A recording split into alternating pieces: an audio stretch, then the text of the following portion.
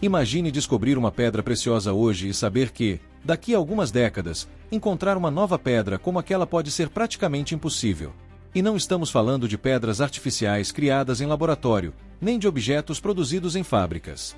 Estamos falando de minerais naturais que levaram milhões de anos para se formar dentro da Terra, mas que podem estar chegando ao limite de suas principais fontes de extração. Algumas dessas pedras são encontradas em apenas uma região do planeta. Outras já perderam suas minas históricas e sobrevivem principalmente através das peças que foram extraídas no passado. E existe um detalhe ainda mais impressionante: quando uma fonte realmente se esgota, não existe uma fábrica capaz de simplesmente produzir a mesma coisa.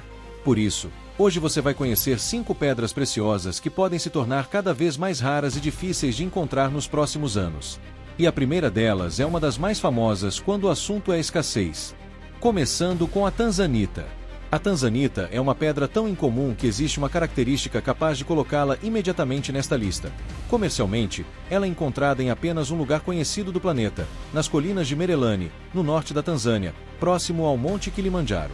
A pedra foi descoberta apenas na década de 1960 e rapidamente chamou atenção por sua combinação de azul, violeta e roxo.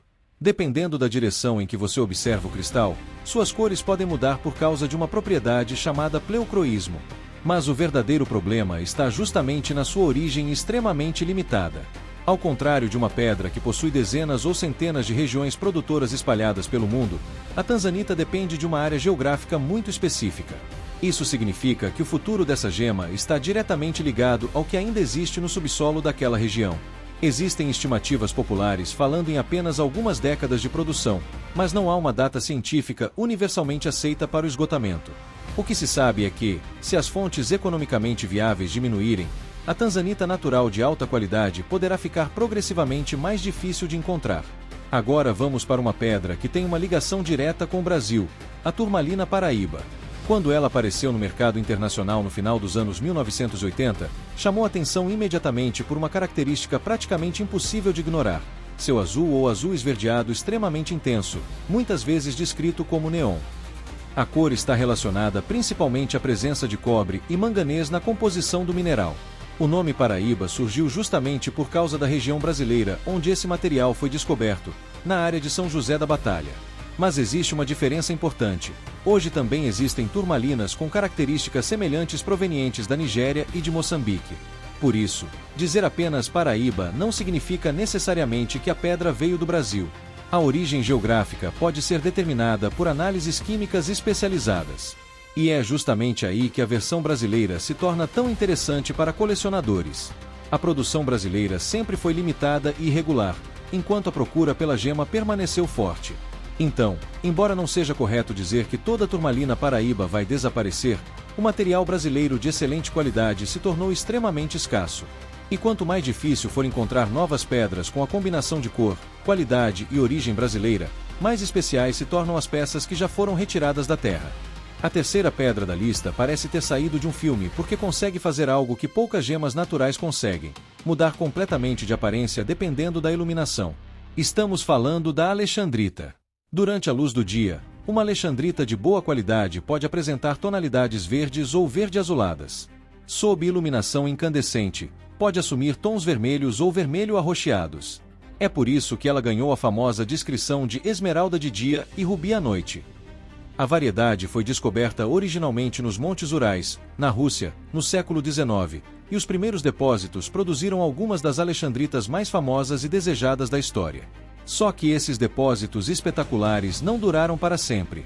As fontes russas foram amplamente exploradas e hoje a maior parte da alexandrita vem de outras regiões, como Brasil, Sri Lanka e África Oriental. O problema é que as pedras russas históricas de qualidade excepcional são cada vez mais difíceis de encontrar. Isso não significa que a alexandrita como espécie esteja prestes a desaparecer. O que está desaparecendo é a possibilidade de repor facilmente aquele material russo histórico de altíssima qualidade. Por isso, uma alexandrita russa antiga pode ser muito mais do que uma joia. Ela pode representar um pedaço de uma fonte mineral que praticamente ficou para trás. E agora chegamos a uma pedra que parece uma esmeralda que decidiu mudar completamente de personalidade.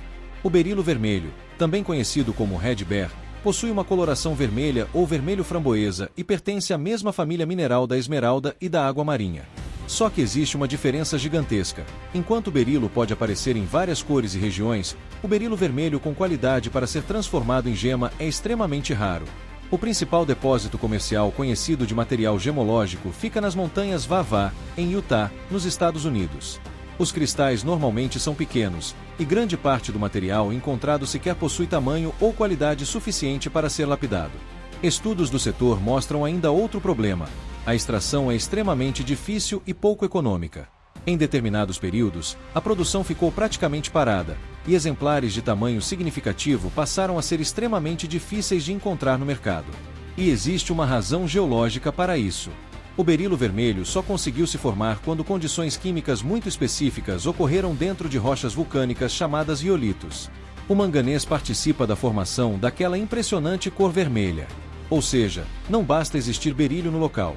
É preciso que uma combinação extremamente específica de elementos, temperatura, fluidos e condições geológicas aconteça. E é justamente essa combinação que torna a reposição dessa gema tão difícil. Por último, temos uma pedra que pouca gente reconheceria pelo nome, mas que possui uma aparência capaz de impressionar até quem está acostumado com diamantes: a benitoíta. Ela é uma gema azul, geralmente encontrada em tonalidades que lembram a safira, e possui uma característica óptica especialmente interessante. Sua forte dispersão pode produzir flashes de luz muito intensos. A benitoíta com qualidade gemológica ficou historicamente associada ao condado de San Benito, na Califórnia, onde foi encontrada em uma localidade que se tornou mundialmente famosa. A região é tão importante para essa gema que a benitoíta foi oficialmente escolhida como a pedra preciosa do estado da Califórnia. O problema está novamente na fonte. Material de qualidade gemológica é extremamente limitado e ocorre em uma área muito pequena. A antiga produção comercial praticamente deixou de existir em escala significativa, e hoje a benitoíta é principalmente uma pedra de colecionador. E existe ainda uma característica que deixa essa gema ainda mais interessante. Alguns exemplares apresentam uma fluorescência azul muito forte quando expostos à luz ultravioleta. Isso faz com que uma pedra aparentemente discreta sob iluminação normal possa literalmente revelar outro espetáculo quando colocada sob UV. E quando você coloca essas 5 pedras lado a lado, percebe que existe uma diferença importante entre rara e ameaçada de ficar ainda mais rara. A tanzanita continua sendo extraída, mas depende de uma única região conhecida para sua produção comercial. A turmalina paraíba ainda existe em diferentes países, mas o material brasileiro de excelente qualidade é extremamente limitado. A alexandrita não está desaparecendo do planeta, mas os lendários exemplares russos pertencem cada vez mais ao mercado de colecionadores.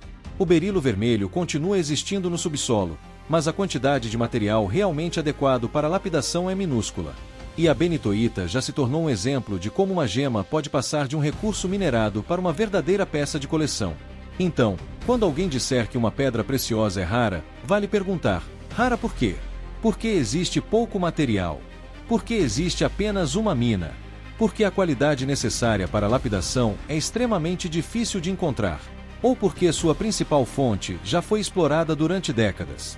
No fim, o que torna essas pedras fascinantes não é apenas o preço. É o fato de que cada uma delas representa uma combinação de condições geológicas que a natureza levou milhões de anos para criar, e que nós talvez nunca consigamos reproduzir exatamente da mesma forma.